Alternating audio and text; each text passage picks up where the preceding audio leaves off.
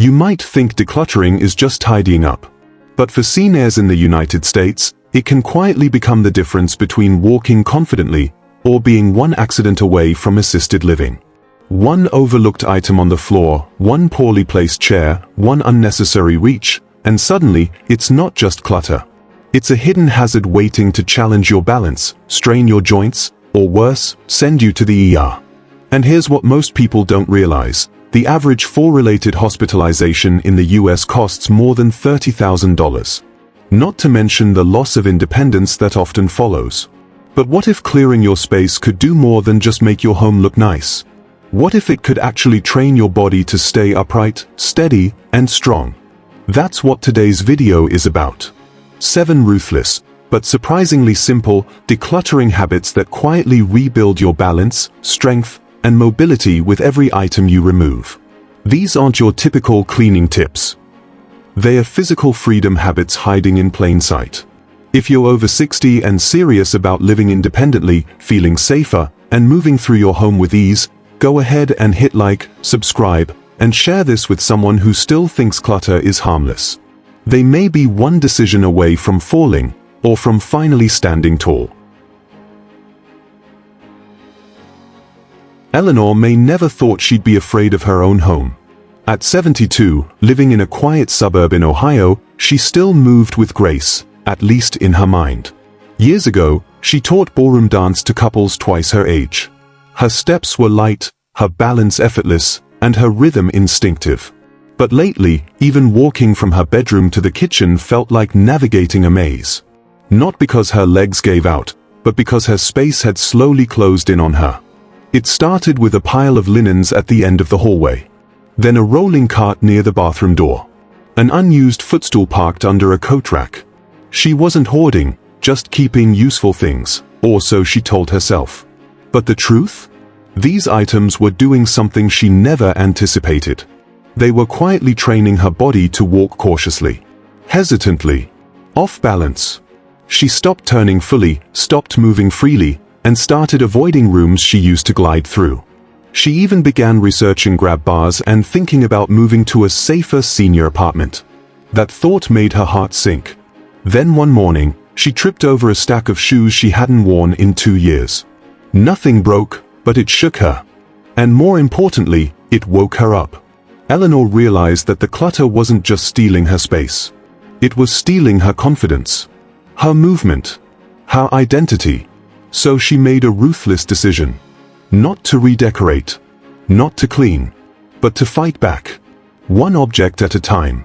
She started clearing with intention, not to make her home pretty, but to reclaim how she walked through it. Every box she removed gave her a wider path to move. Every low item she got rid of gave her knees room to bend. Every someday object she donated gave her spine a reason to stand straighter. Eleanor didn't install grab bars. She didn't downsize. She just decluttered like her independence depended on it, because it did. And that changed everything. Habit 1. The Grip Weakener Purge. Most people picture clutter as piles on the floor or bursting closets. But for Eleanor, the most dangerous clutter was sitting right at eye level, in her kitchen drawers. Not junk. Not mess. But everyday tools that looked harmless, and silently chipped away at her strength. She started calling them her grip traps. A too-wide coffee mug that slipped just enough to splash. A heavy glass baking dish that twisted her wrist every time she lifted it. Awkward can openers. Tight plastic lids. Pans with one handle too long and another too loose. Each one small on its own. But together, they were quietly draining her ability to trust her own hands. Eleanor had always prided herself on being capable. She didn't want to ask for help opening jars. She didn't want to avoid recipes because the tools were too heavy. But after she dropped a bowl near her bare feet for the 3rd time in 1 month, she paused. Maybe my hands are just getting old, she told herself.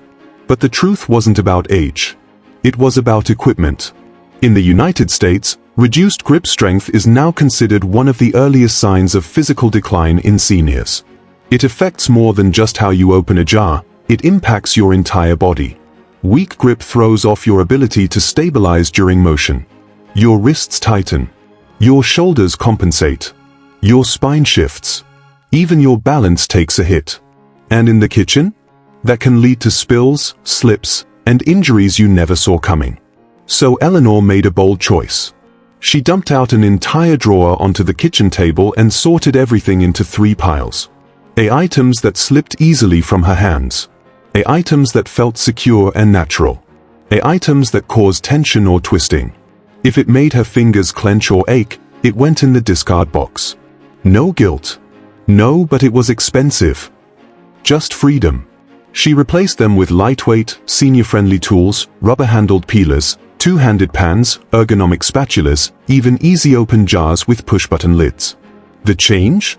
Almost instant. Within a few weeks, Eleanor noticed she could chop vegetables without tensing her shoulders.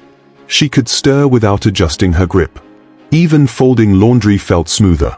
It wasn't magic, it was the result of no longer working against her own tools. And here's the surprising bonus: she stopped dreading kitchen time.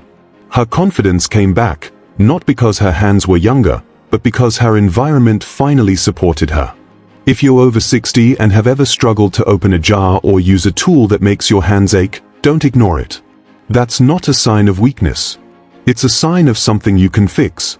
Go to your drawer today. Pick up that one utensil you secretly hate using. And ask, does this tool support my hands, or silently weaken them? Have you ever had an item like that? One you dreaded using but kept anyway? Let us know in the comments, because your story might be the one that finally set someone else's hands free. Habit 2. The Trip Trap Removal. Eleanor always thought of her home as safe. Familiar. Predictable. She could walk through it in the dark without turning on a single light, at least, that's what she told herself. The pair of house slippers beside the recliner? Convenient. The soft fabric basket in the hallway with extra throws? Cozy. The edge of the hallway rug that sometimes curled? She'd step over it without a thought. But one evening, while reaching to turn off a lamp, her foot clipped the edge of that throw basket.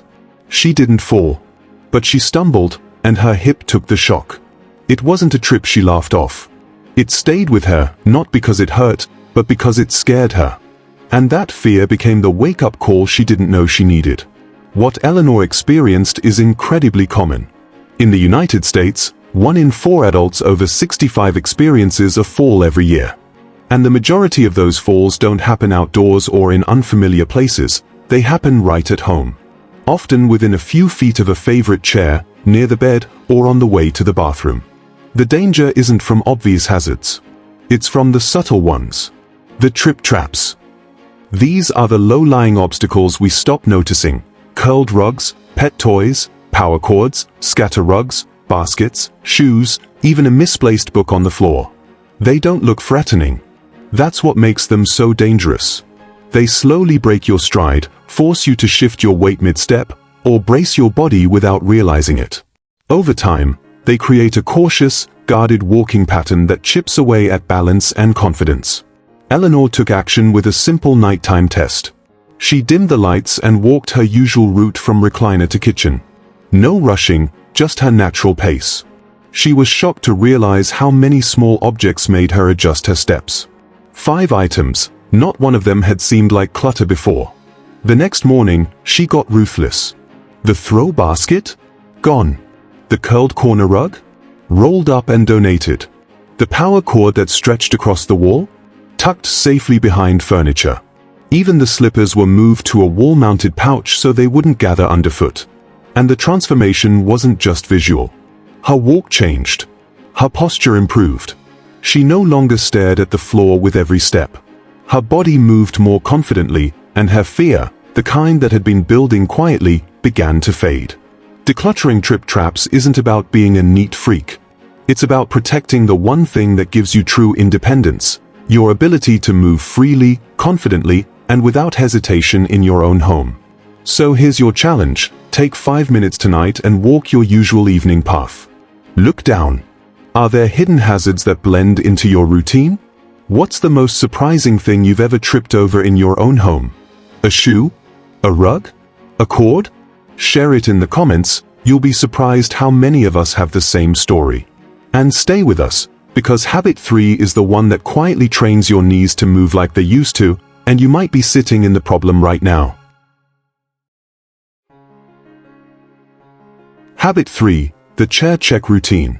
For years, Eleanor's favorite reading chair was the oversized one by the window, the kind you sink into like a marshmallow.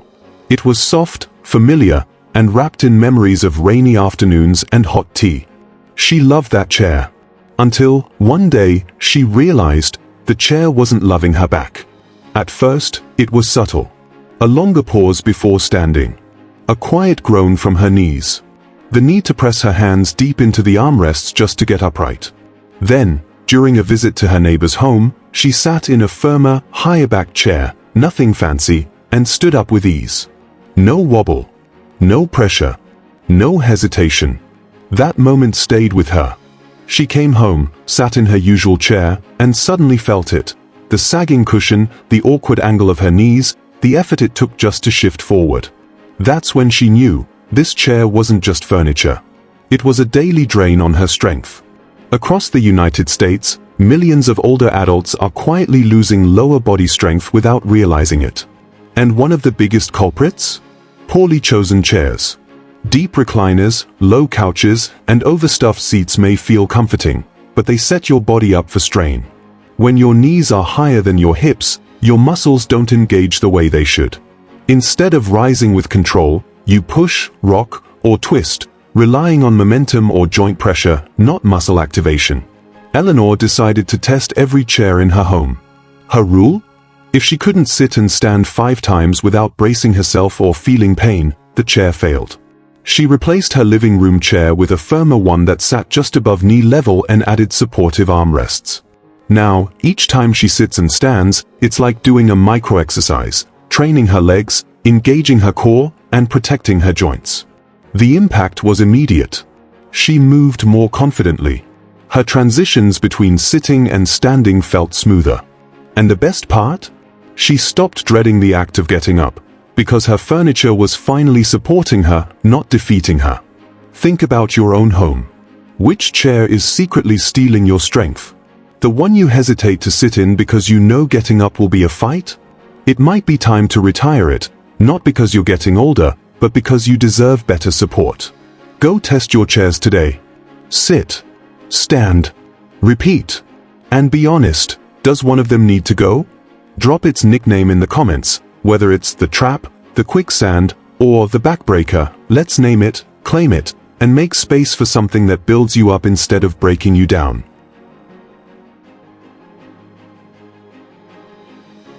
Habit 4, the high shelf ban. For years, Eleanor gave no thought to the items she stored above shoulder height.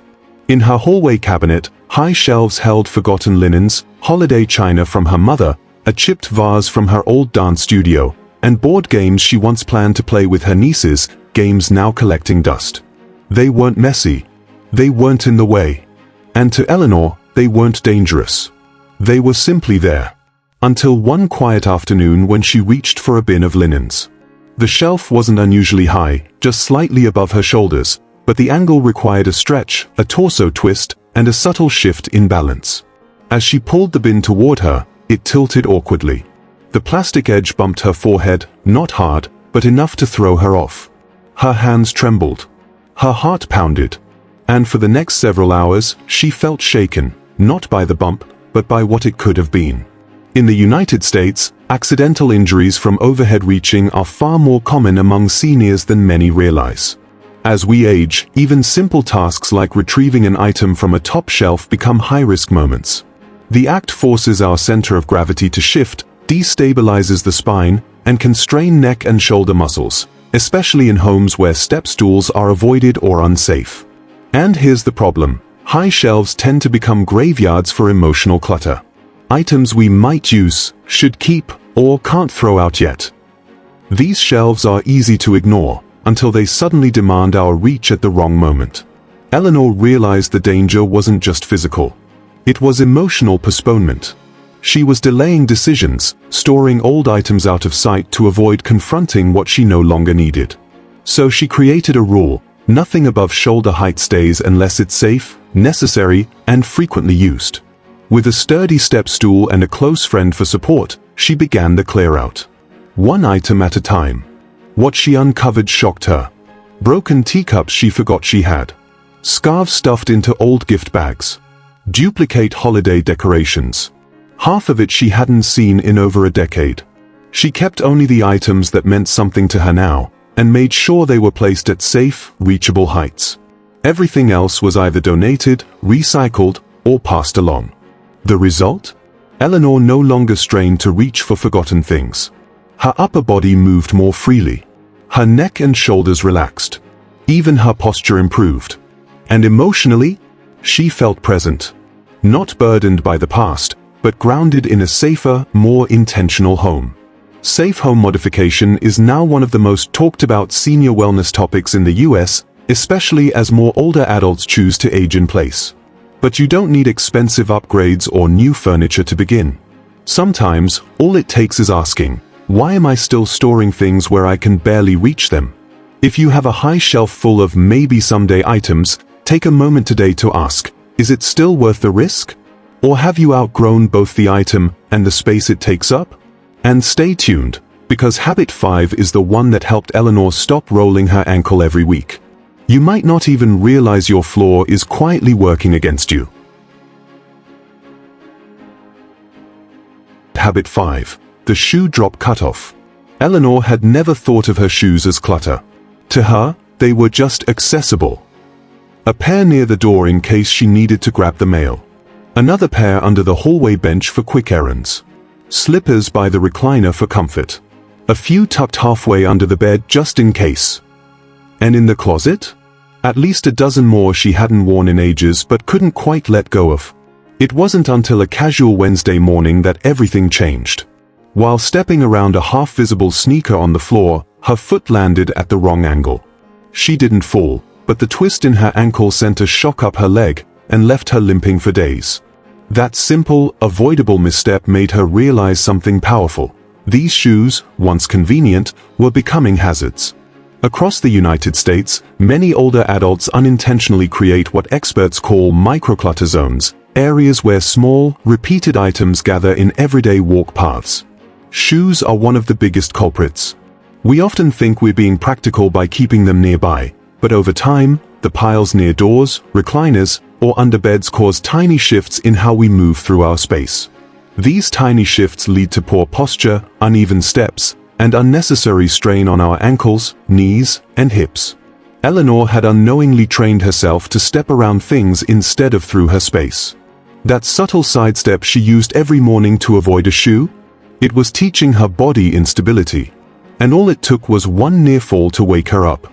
So she decided to experiment. She cleared the entire floor around her door, her chair, and under her bed. She kept only 2 pairs of shoes in a single, low pull-out tray beside her front closet, one for inside, one for outside. It wasn't just about looking tidy. It was about making intentional, safer choices. She called it her balance tray. The difference? Immediate. She no longer hesitated when walking into or out of a room. Her steps were more centered, her footing more secure. Even the act of putting on shoes became a mindful practice, seated, stable, and never rushed. And mentally, she felt clearer too. There was less friction in her day. Less mess. Less overwhelm. And here's the unexpected benefit: Eleanor actually walked more. With nothing blocking her path, there were fewer excuses, fewer hesitations. Movement became part of her rhythm again, not something she feared or avoided. So if you're over 60 and have shoes scattered around your home, it's worth asking, are they supporting you or slowly stealing your balance? Be honest, how many shoes are tripping you up right now? Is your shoe zone the front door? Under the bed? In the hallway? Share your answer in the comments. Because clutter isn't always loud. Sometimes, it's a quiet pile of shoes waiting to be cleared, for your safety, your strength, and your peace of mind. Habit 6. The one-trip-only basket rule. Eleanor used to clean the way most of us do, grabbing one thing from the bedroom, walking it to the kitchen, noticing something out of place there, walking it to the hallway, and so on. It felt productive, but by the end of it, she was exhausted. Her knees ached, her back was tight, and she'd barely made progress. It wasn't cleaning. It was chaos disguised as movement. Then she made a simple change that shifted everything: one basket, one trip, one mission at a time. She started carrying a large, soft-handled bin from room to room. The rule? Fill it with whatever doesn't belong in that space, then place those items where they should be, all in one round. No zigzagging. No backtracking. Just one intentional sweep. It sounds like a time-saving hack, but here's the surprising part. That single basket routine quietly retrained Eleanor's body. The way she carried the basket, with both hands balanced in front of her, engaged her core and realigned her posture. She wasn't hunched over. She wasn't swinging one arm more than the other. She walked tall, eyes forward, step steady. In the United States, where millions of seniors are choosing to age in place, the focus has shifted to movements that preserve function without formal workouts. And this habit fits perfectly. Carrying a modest load across a room or hallway mimics the controlled motion of physical therapy. You're training your body to walk with purpose. No rush, no stumble, no wasted steps. Even more powerful? The mental shift. Eleanor no longer felt like she was darting from problem to problem. She felt like she was solving one area, one pass, one decision at a time. It gave her a sense of calm control. She even started using a different colored basket for different goals: blue for bedroom resets, green for laundry sorting, and gray for donation sweeps. It gave structure to her day and made each round feel like a quiet ritual, not a chore. Try it yourself. Grab a medium-sized bin with comfortable handles. Keep your arms close to your body, take your time, and do just one circuit. Feel how your steps become deliberate. How your breathing slows. How your eyes scan the room with more purpose. Decluttering this way doesn't just make your home cleaner, it makes you stronger, more balanced, and more in control. What would your basket rule be? One trip per room? One area per day? Tell us below, and stay tuned. Because the last habit? It's the emotional release no one talks about. And it might just change how you see your space forever. Habit 7. The Legacy Shelf Declutter. In the corner of Eleanor's guest room stood a tall, elegant shelf, carefully dusted, neatly arranged, and almost entirely untouched. It wasn't messy, it wasn't overflowing, and to a visitor, it probably looked like a proud little display of memories. But to Eleanor, it carried a quiet weight. She called it her legacy shelf, though only in her thoughts. On it sat a tea set from a cousin she hadn't spoken to in 10 years. A photo frame holding no picture, just an old placeholder from a friend who moved away. A handcrafted clock from a neighbor who had passed, still unwound. A music box that hadn't played in years. None of it was useful. Some of it wasn't even beautiful. But all of it had one thing in common: she didn't actually choose it. Like many older adults across the United States, Eleanor had built a kind of emotional museum, filled with gifts, hand-me-downs, and keepsakes that didn't speak to who she was now, but who others expected her to be.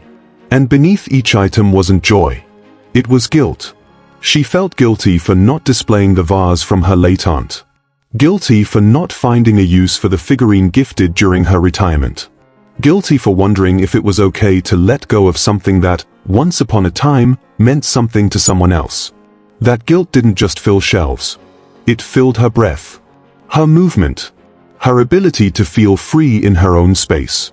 One evening, while reorganizing a closet, she caught herself moving that same vase again, for the 4th time that year. That's when something clicked. She realized she was spending more energy managing these objects than enjoying them. So, she tried something radical. She sat down with a notepad and listed every item on the shelf. Where it came from. Who gave it. Why she kept it. And whether it brought her peace or pressure. That list changed her. Eleanor decided she didn't need to carry those memories in porcelain and wood. She could carry them in her heart, and still let go. Each day for a week, she released one object. She donated what still had value. Gifted a few pieces to people who might actually use them. Took photographs of others before parting ways. And after just 3 days, something unexpected happened. She felt lighter. Not just in her body, but in her mind. Her breath deepened. Her shoulders dropped. Her step felt freer. "I felt 20 pounds lighter," she said, "and I didn't even stand up yet." The truth is, not all clutter is physical. Some of it is emotional, a quiet pressure to preserve things that no longer align with who you are or where you're going. Letting go isn't forgetting. It's choosing peace over pressure, presence over performance, freedom over fear. So here's your question. Is there something in your home you're keeping out of guilt? And what would your life feel like without it? Take a moment to share in the comments. Because this habit? It's not about clearing shelves, it's about reclaiming strength where you least expect it.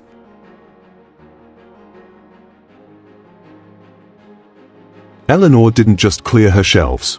She cleared the quiet fears she never spoke about. The fear of falling, of needing help, of losing control over the life she built. And she didn't need a fancy renovation, a personal trainer, or a new house. All she needed was the courage to let go of what was silently holding her back. One soft chair. One high shelf. One forgotten box of shoes. One memory that no longer served her. That's how she got stronger, not with weightlifting, but with wisdom.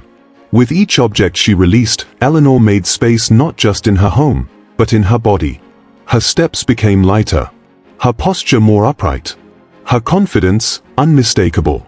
Today, she walks from room to room without hesitation. She no longer grips the wall when bending. She doesn't brace herself when sitting. She's not afraid of the quiet, or the stairs, or the path to the back door. And most of all, she doesn't look around her home and see obstacles anymore. She sees opportunity. Because nothing is in her way, not even herself. If you're over 60 and living in the United States, your home should be your support system, not your silent opponent. And you don't need to wait for a fall or a scare to start this journey. The most powerful change starts with the smallest, most deliberate choices. Like clearing that cluttered corner, retiring the unstable chair, or letting go of something you've outgrown, physically or emotionally. So here's your moment. If you want to feel safer, stronger, and more confident in your home, start by letting go of what no longer fits the life you deserve. Tap like to let us know you're ready. Share your story in the comments. What clutter challenged your confidence the most? Send this to someone who's been making do for too long. And subscribe to Wise Aging Seniors, where we don't just talk about tidy homes, we talk about true freedom after 60, for real life, right here in the US.